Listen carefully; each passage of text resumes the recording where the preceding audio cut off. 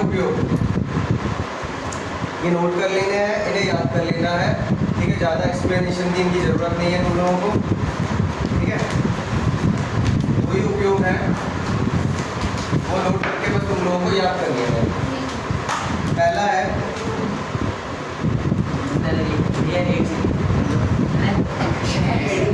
पहला पॉइंट लिख लो बस, दो विद्युत सेलों के विद्युत वाहक बलों की तुलना करने में, दो सेलों के विद्युत वाहक बलों की तुलना करने में।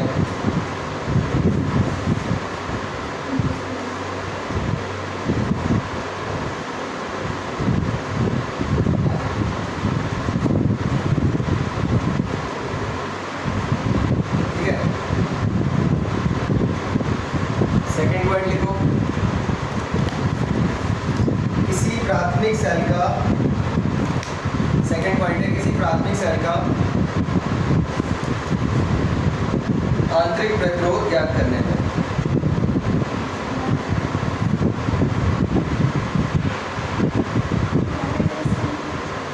किसी प्राथमिक सेल का आंतरिक प्रतिरोध ज्ञात करने में।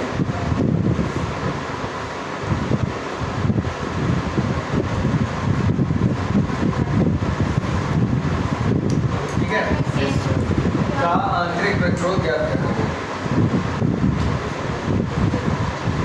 तो किस चीज में यूज होता है ये विभवमापी? दो सेलों के विद्युत वाहक बलों की तुलना करने में, मतलब किस पे ज्यादा विद्युत वाहक बल है, किस पे कम है, ये ज्ञात किया जा सकता है। और दूसरा क्या है, किसी सेल का आंतरिक प्रतिरोध ज्ञात करने में यूज कर सकते हैं, जैसे कि सेल का आंतरिक प्रतिरोध कितना है वो भी ज्ञात किया जा सकता है, किसके द्वारा? विभवमापी के द्वारा। ठीक है, नेक्स्ट हेडिंग है तुम्हारी विभवमापी की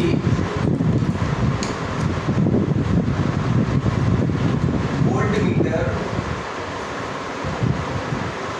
पर श्रेष्ठता। अब देखो एक चीज है, मैं तुम लोगों को बताता हूँ, जैसे ये एक बैटरी है, इससे एक तार जुड़ा है जिसका प्रतिरोध R है, सही है। इसके सिरों के बीच जो विभवांतर है वो नापना है हमें, सही है। तो नापने के लिए हम वोल्टमीटर कहाँ जोड़ते हैं? बीच में, पैरेलल में जोड़ते हैं ना, है ना, पैरेलल में जोड़ते हैं हम वोल्टमीटर। तो ये जो वोल्टमीटर मान लो अगर 20 वोल्ट बता रहा है, तो इसका मतलब क्या है, इसमें विभवांतर कितना है? 20 वोल्ट। अब होता क्या है, देखो अगर ये जुड़ा है, यहाँ से धारा आ रही है, तो धारा दो भागों में टूट जाएगी, है ना, दो भागों में टूट जाएगी।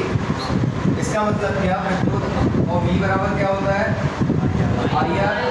इसका मतलब क्या है, जो पूरी धारा इसमें जानी चाहिए थी वो पूरी धारा नहीं जा रही है, क्योंकि कुछ हिस्सा ऊपर चला गया, है ना।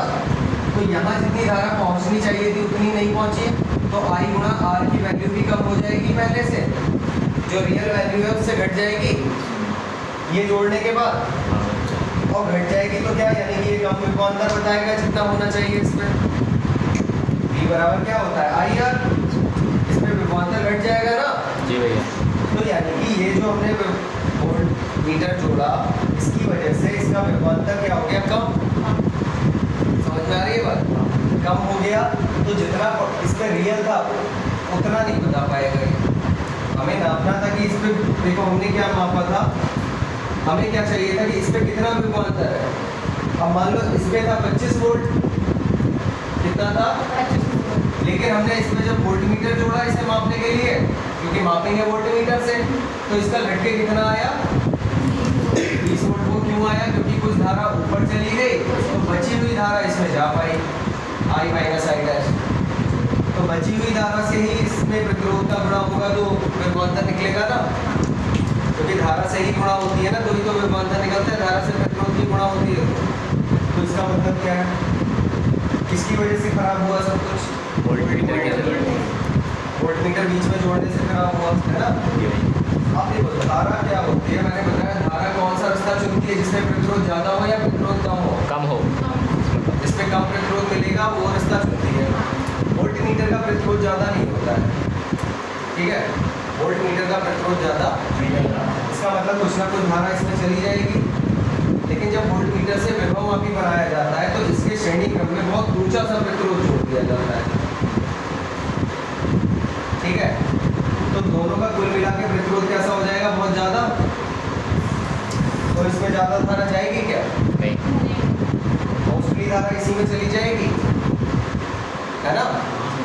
पेट्रोल ज़्यादा हो जाएगा तो धारा इसमें जाना पसंद नहीं करेगी, इसमें जाएगी, इसमें जाएगी। तो यानी कि ये जो फिर बताएगा ज़्यादा धारा इसमें जाएगी तो ये फिर से 20 वोल्ट से बढ़ेगा, 20 वोल्ट से बढ़ेगा। तो ये लगभग में वही बता देता है जो रियल इसका वोल्टेज होगा, 25 वोल्ट के आसपास ये बता देगा, क्योंकि इसमें से कुछ धारा गुजरेगी नहीं, बहुत कम धारा गुजरेगी। तो विभव मापी का प्रतिरोध ज़्यादा होता है या वोल्ट मीटर का प्रतिरोध ज़्यादा होता है, बताओ। वोल्ट मीटर से बनाया जाता है विभव मापी, वोल्ट मीटर के श्रेणी क्रम में और ऊंचा प्रतिरोध जोड़ देते हैं तो विभव मापी बनता है। तो इसका मतलब क्या है, वोल्ट मीटर जो के से ज़्यादा प्रतिरोध होता है विभव मापी में, और विभव मापी वोल्टेज की अधिक एक्यूरेट माप देता है इसकी तुलना में वोल्ट मीटर की तुलना में। विभव मापी ज़्यादा करेक्ट माप बताता है वोल्टेज की, इसकी तुलना में वोल्ट मीटर की तुलना वोल्ट मीटर की तुलना में। सही है, पहला पॉइंट यही नोट करोगे।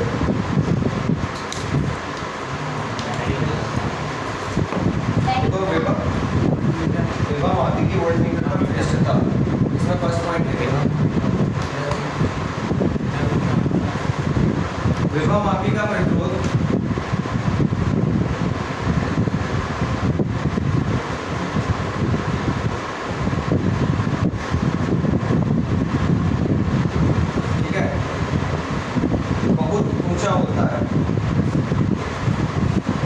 होता है,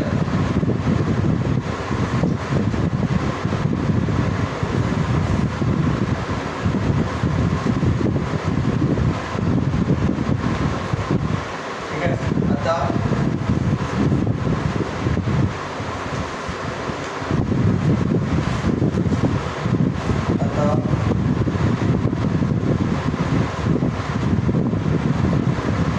इसके द्वारा बताई गई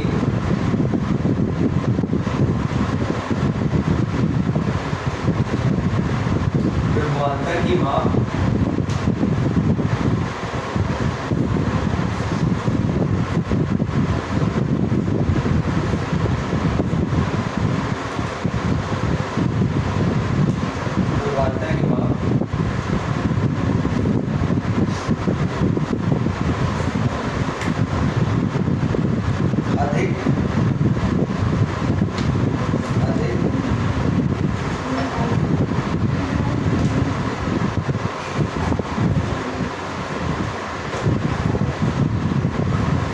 उचित होती है,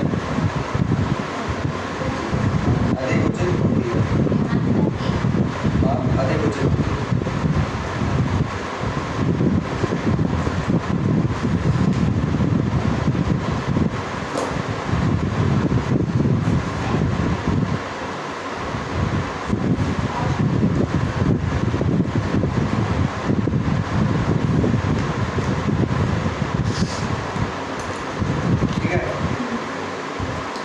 नेक्स्ट पॉइंट,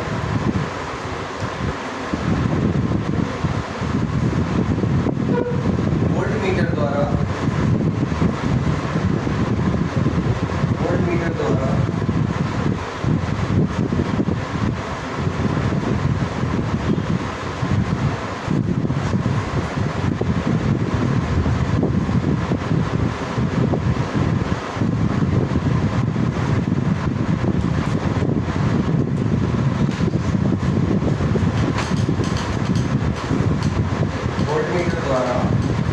मापने में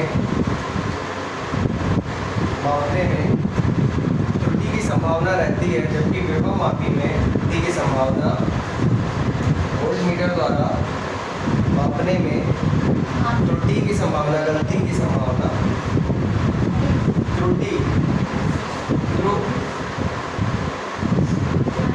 मापने में त्रुटि की संभावना रहती है, त्रुटि की संभावना रहती है, जबकि विभव मापी द्वारा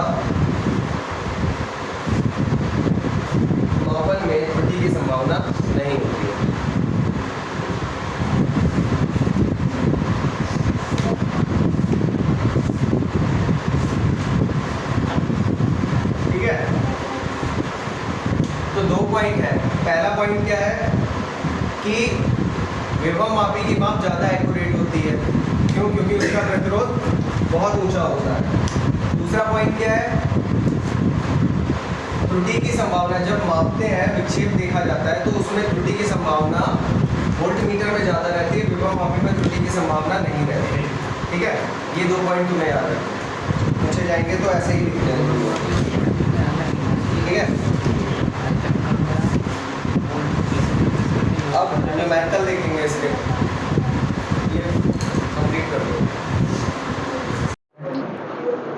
तो चैप्टर 6 के न्यूमेरिकल स्टार्ट कर रहे हैं अब हम। ध्यान से समझ लो सब लोग, ठीक है। न्यूमेरिकल पे ध्यान दो। पहला मैं पढ़ रहा हूं न्यूमेरिकल, वो सुन लो पहले, फिर उसके बाद सॉल्व करूंगा। किसी वैद्युत परिपथ में 3 एम्पियर की धारा 5 मिनट तक प्रवाहित करने पर 1350 जूल कार्य करना पड़ता है। 3 एम्पियर की धारा कितनी देर तक प्रवाहित हो रही है? इसके लिए कार्य कितना करना पड़ रहा है? 1350 जूल। तो परिपथ में स्रोत का विद्युत वाहक बल बताना है, सही है। तो परिपथ में वैद्युत धारा जो है कितने एम्पियर की है? 3 एम्पियर की धारा है। कितने समय तक प्रवाहित हो रही है? 5 मिनट। ठीक है, तो बता सकते हैं ये कितना आवेश लेकर जा रही है?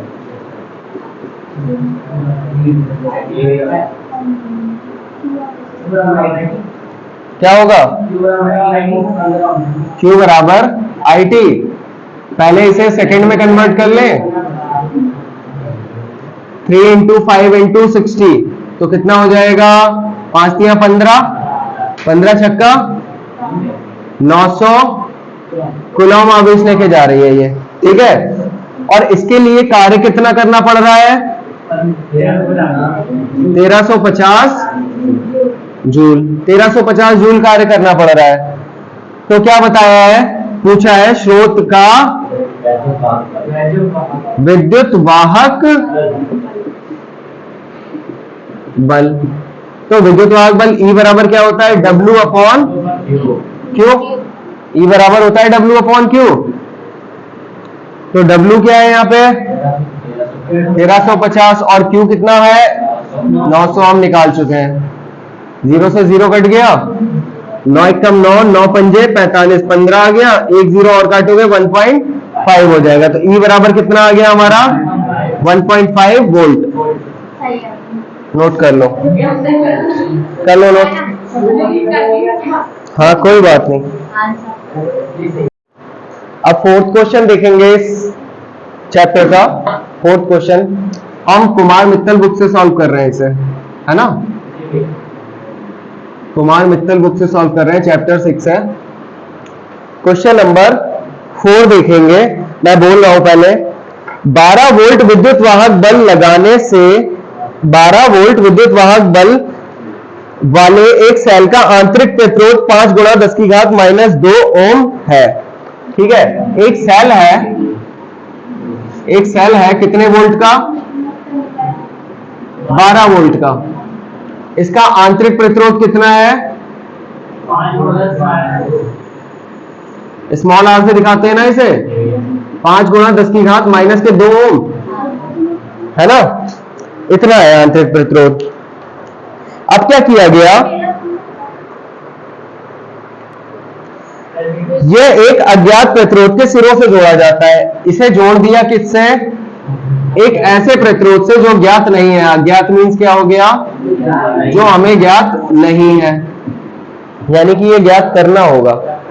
ठीक है, एक ऐसे प्रतिरोध से जोड़ दिया, अज्ञात प्रतिरोध से जो हमें ज्ञात नहीं है, और इसमें जो धारा बह रही है वो 60 एम्पियर है। जो धारा बहती हुई जा रही है यहाँ पे वो कितनी है?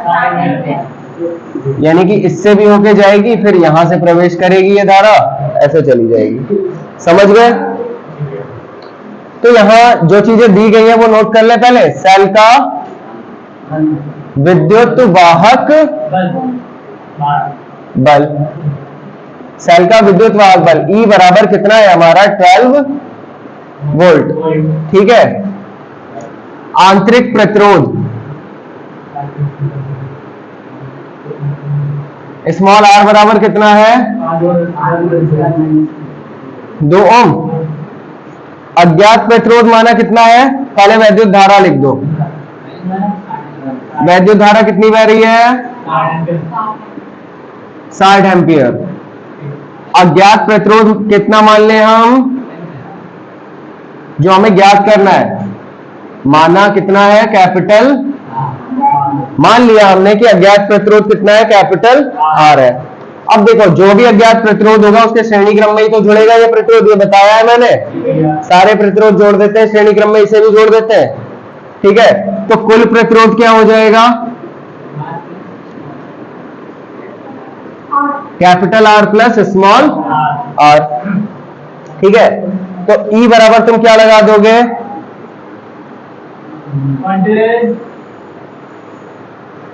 बताओ। ई बराबर आई धारा जो बह रही है दोनों प्रतिरोधों में बहती हुई जा रही है, आई इंटू आर प्लस आर। अब ई की जगह पे क्या लगाओगे तुम? 12 वोल्ट। आई की जगह पे कितना? 60 एम्पियर। और आर प्लस आर कितना है? 5 गुणा 10 की घात माइनस के 2। यही तो है सारे पॉइंटिंग। तो ये कितना हो गया? 12 पंजे 60। अब यहां से R प्लस 5 गुणा 10 की घात माइनस 2, 5 गुणा 10 की घात माइनस 2 का मतलब क्या होता है? 5/100। और बराबर में कितना हो जाएगा? 1/5, क्योंकि यहां बचेगा 1, 5 को इधर ले जाओगे 1/5 हो जाएगा। तो R प्लस ये कितना होगा? 0.05। और 5 से जब 1 को भाग करोगे तो पॉइंट लगा के 0 बढ़ाओगे तो 5 दूनी 0.2 आ गया। अब R बराबर कितना होगा? 0.2 माइनस के 0.05। अब ये तो सभी कर लेते होगे, 0.2 में से 0.05 को घटाना है तो यहां 0 लगाओगे। 10 में 5 गया 5, 1 का 1। कितने ओम का प्रतिरोध है वो? 0.15 ओम का प्रतिरोध है जो बाहरी जुड़ा है। यही आ रहा है। अच्छा, ये क्या और क्या पूछा है?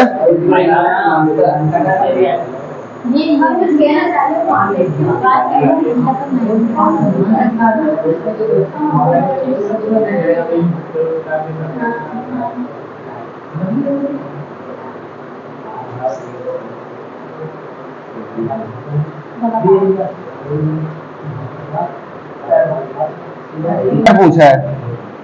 सही है। प्रतिरोध R के सिरों पर